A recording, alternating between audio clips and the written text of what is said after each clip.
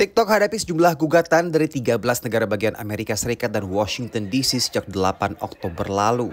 TikTok dituntut karena dianggap berbahaya dan gagal melindungi generasi muda. TikTok juga dianggap secara sengaja mendesain software yang buat ketagihan anak-anak agar terus menonton video selama mungkin. It has promoted excessive and addictive and compulsive use by design of our children through its different features, from autoplay and infinite scroll to its likes to its beauty filter.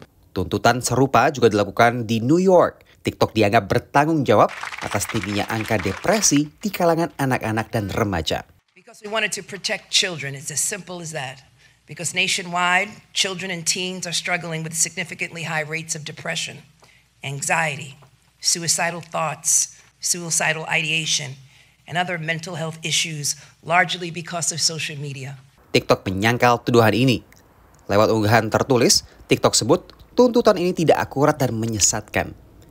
TikTok mengaku secara proaktif menolak pengguna di bawah umur dan telah luncurkan fitur seperti pembatasan penggunaan mode keluarga dan mode privasi khusus untuk pengguna di bawah 16 tahun.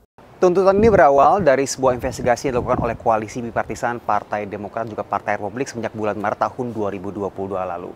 Lantas yang kerap jadi pertanyaan adalah apakah kesehatan mental yang mempengaruhi generasi muda ini sepenuhnya adalah kesalahan TikTok atau sebuah fenomena media sosial secara umum?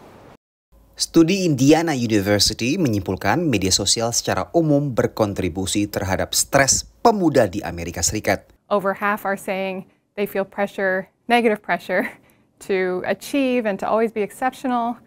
And over half are saying they feel negative pressure to look good or to have a certain appearance.